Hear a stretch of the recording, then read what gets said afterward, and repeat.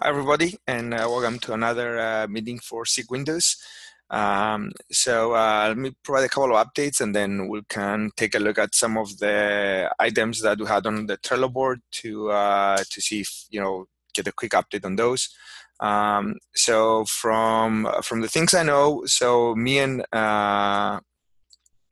Alessandro from Cloudbase had a couple of discussions around a variety of topics. The first one is they're finalizing the proposal for the CI/CD and end-to-end test pipeline. They'll be able to share that with the community, both in terms of the goals of the automated tests, the scenarios they will cover. Think of this as primarily covering the Windows server additions to Kubernetes, making sure our pods can be deployed, they can be scaled. CNI solutions like OV and OVS and a few others can be picked into the test infrastructure and exercised, making sure the pods can communicate with the internet and so on and so forth. Those are kind of the high-level goals of our testing. And when Alessandro is ready, he'll share some of these details, both around the architectural plan as well as the execution details on that. The second item that Alessandro and I talked was around, that's something that might be leveraged by our end-to-end tests. But think of this as a simplified installer that will allow you to set up a Kubernetes environment with Windows Server added to that as well. Some of the backbone infrastructure of this work, we might be able to leverage it in the Kinesmatic Enterprise Toolkit, which is an open source project that Apprentice is basically maintaining, that allows you to stand up a Kubernetes cluster. So we will add Windows Server to that solution as well, and we might be able to leverage the work that Cloudbase and Alessandro's team will deliver. That's some of the high-level updates. There's more direct updates to work around the work, both on the CNI work and as well as around the CRI and container stats that Jean-Tian has been working on. So let's pass the torch to different folks so they can give us those updates, and then we'll open it up for questions. So Patrick, do you want to start or? Yeah, I don't have a ton of stuff for today. As you mentioned, we've been talking with SIG testing and trying to sort of get some plans and a proposal together to clarify what Windows testing is needed. So we'll probably be able to share more about that later, but that's still in the planning phase. At 10, we were going to go to SIG Node and continue the container resource discussion. Jiang-Tian could speak to that in more detail if needed. The other thing I wanted to mention is that in the next version of Windows, which is currently available in the Windows Insider builds, we actually made a lot of changes to the way the file system filter works in an effort to improve compatibility. And so many apps that were failing before, like Git, Node.js, and PHP, that were failing to resolve paths on mapped volumes, should actually be working better now. And so if you've got any feedback on that, please share it on the Slack channel or feel free to open issues. But I think I think this is a first step towards us being able to get the secrets volume support fixed. And so if anybody else has got a lab set up, I'd love to hear your feedback on that build. And I think that's pretty much the main stuff I had for today. Excellent, thank you, Patrick. Jean-Li, you want to give us your update on some of the work you're doing on the container stats? Yeah, sure. So basically, what I've been doing is Patrick and I joined the Signal meeting last week, and we present the design proposal for the Windows CI configuration. So the main feedback we received from the meeting is that compared to the 2 points, one is the pod level resource control for Windows. Currently, CI uses the C group for Linux, and for Windows, we need to give design proposal completely. And the second point is for Windows compared to Linux, the security context and the storage configuration is not used by Kubernetes right now. Therefore, the feedback is we probably instead of the current the meeting last week, we will in a subsequent meeting to give a high-level overview of all the what can be implemented in Windows. But for currently, the resource control for CPU and memory for Windows looks good. So in today's meeting, we are trying to break down the Windows configuration with the first part of the CPU and the memory resource control. We already have a PR, so let's see if we can get that move forward first, and then Patrick and Happy folks will work on overview design of other Windows configurations. And the resource control for the CPU and memory would benefit definitely the Windows native container as well as Happy container. So this would be a good thing. We can get that in the 1.10 release. Yeah, so that's basically from my side.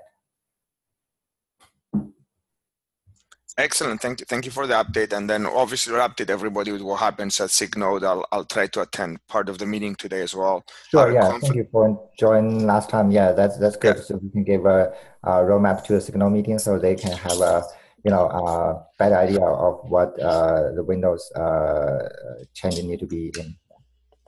Absolutely. Yeah, no, I attended last time, and I believe I have a conflict for half of the meeting today, but I'll be there for the other half. Thank you for the update. Aline, any update from Cloudbase and on your end? It's an update from me. I didn't manage to fully send the PR because I just implemented I'm talking about the adding service support to the kubelet and the kube proxy.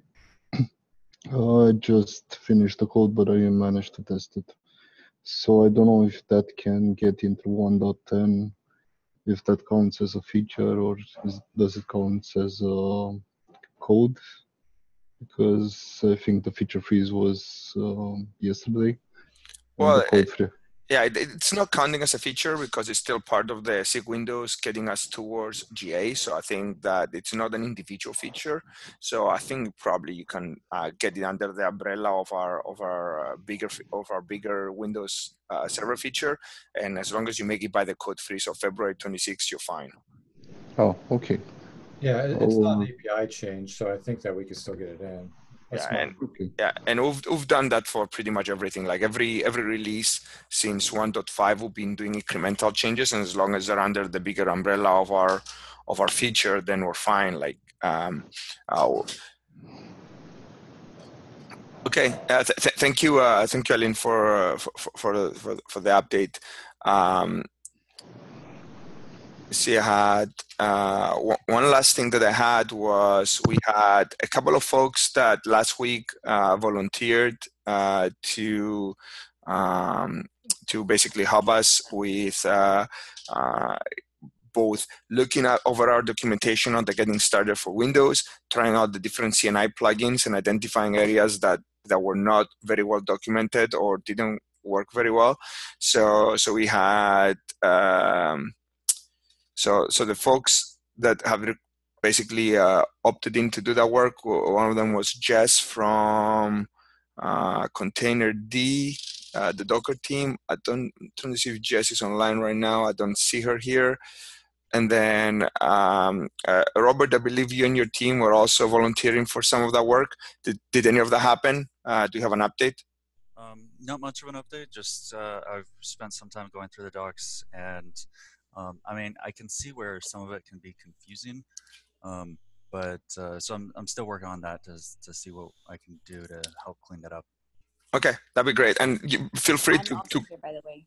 Oh, you're here. I didn't see you. There's a lot of names here, so I'm sorry. Just oh yeah. So Go ahead. Sorry. my update is I'm on a MacBook, and so I'm trying to essentially get my setup even in a place where I can try and test out the getting started guide. So that's my not so update. Yeah. Do you happen to have VMware Fusion? I do have that, but I didn't even think of using that to set up. Okay. But if you could send me a message on Slack, I'll send you a GitHub repo. One of the Docker captains has some guides for using Vagrant and VM Fusion to set up Windows labs. Oh, okay. That would be awesome. Robert and I have been using Vagrant for some testing stuff as well. So we each have a repo with a lab like halfway done. Okay. That's great. Thank you. Okay, sounds good. So did we fix that bug with VMware Fusion? I believe Jean-Claude was working on that, right? Did we end up making the fixing? You're talking about the Kubernetes, right? The Kubernetes not starting on VMware Fusion. I have the PR that I think it's just pending test. I need to double check that. Or you mentioned different issues. No, that's the one. So okay. if you're not getting any traction on that, let's try to get that in as soon as possible. So we might make it into 1.9.2, for example. So if you're not getting any traction, just ping me on the PR and maybe add that link as well. That way we can get a couple of reviewers in and just push that through if possible. Yeah, sure. I check that. I check right now. Yeah. Thank you, Jean-Claude. I appreciate that. All right, that's the portion of some of the updates that I was aware of. Is there anybody else that wants to bring up a topic, ask questions, or provide an update? Oh yeah, one last thing I forgot. So I also opened up a PR that I mentioned on the channel. One of the things SIG Node was looking for was more clarity on what things worked and didn't work at an API level. And so I took the draft that I had shared around KubeCon, and I'm trying to see if I can put that in the community repo. And so if anyone's got feedback on, if that content is right or if that's the right place for it, I'd love to hear it. But I think that sort of the goal there is that they want to understand at an API level what things are going to need to change for Windows over time. So that way, as they're evaluating things like the resource constraint PR that's open, that they get a better view of whether or not it's going to conflict with any work we need to do later. Should we add a table with the features that are missing on Windows and that are on Linux and vice versa? Yeah, that's what I was trying to do. I did it at like an API level. If you think that there's a better way to describe it at a feature level. We basically had the same issue on OVS when we were porting from Linux to Windows, and we made a huge table on what is supported on Linux and the feature parity on DPDK, in example, Windows, and the user space port. Okay. If you could send a link to that, I'd love to take a look at that and see if that if I can get some ideas from there. Sure. All right, thanks.